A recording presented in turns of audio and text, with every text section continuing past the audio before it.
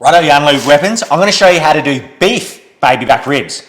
And they're guaranteed to blow wind up your auntie skirt. So if you haven't done your prep or mise en place for your fancy fuckers the day before, take this time to get your beef baby back ribs ready, take the membrane off, do all that sort of good stuff. Then we can start cooking. First step, undress them like it was your first rodeo. I'm using a largely coffee and kosher salt base because we want that nice umami kick in that intercostal muscle.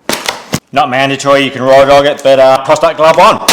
You're probably wondering, why the truck did I call them baby backs? Have a look at the curve on that.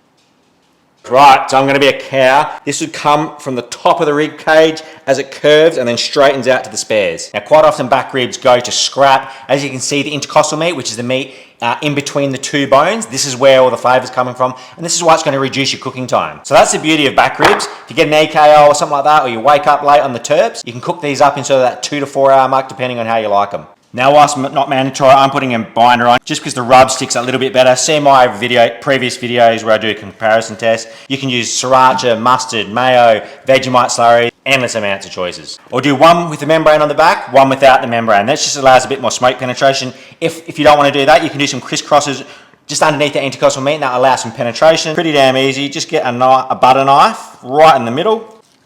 Then once you've got some purchase, so you got your fingers all the way through. Bang. It's easy as that. If you're going the binder out, a little bit on the back as well. Now, if you want to get pedantic and tidy them up, because we're not doing comp barbecue, so if you're little bits like this, they can potentially burn up, so feel free to remove any small flappy bits. Because we want to have a nice even coverage of rub, we're going to do the bottom side first, then we're going to do the top side or the presentation side last. So from about 40-50 centimeters, nice even coat on the bottom. Pat, don't rub, save that for the bedroom. Then, because we eat all sides, we're going to season all sides, then go to the sides, a little bit lighter on the sides. Then a nice even coat on the top again from about 50 centimeters in height. Use your hand just to guide it back in. If you have some thicker sections on your baby back, maybe just run it over twice, because obviously you want a bit more seasoning in that thicker part of the protein. Then for me, I like to just do like a little finishing coat of the chicken and chips rub. If you don't want to pull the backs off, just where the intercostal meats in particular, just a little cross like that, allow some smoke and some of that rub penetration. That'll plug us on. Today I'm not going off-road, so just two-wheel drive.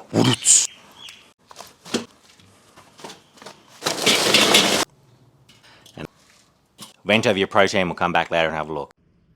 Right, we're just going to rotate these around now. You can spritz once you can't scratch the rub off with a nail.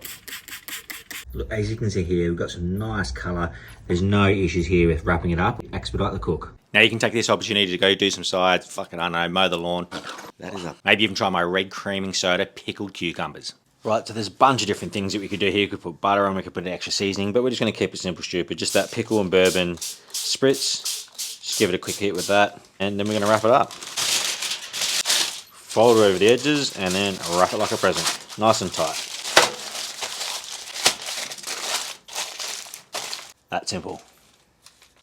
Going to bang him back into the smoker for about another hour. In total, it was only about 4-hour cook because we obviously sped it up towards the end, wrapped it up. The bones are showing nicely, super tender. Let's have a look at this. Give you a bit of an idea on tenderness. It's going through to a little bit of tightness. I know some people like to fall off the bone, some like to have a little bite. As you can see, little resistance. You're still going to get a good result either way. A little bit of acidity, a little bit of lemon juice across the top, big flavour and cut through that fat a little bit. A little brush of homemade barbecue sauce. Some chives, and a little bit of the coffee rub as a finishing dust across the top.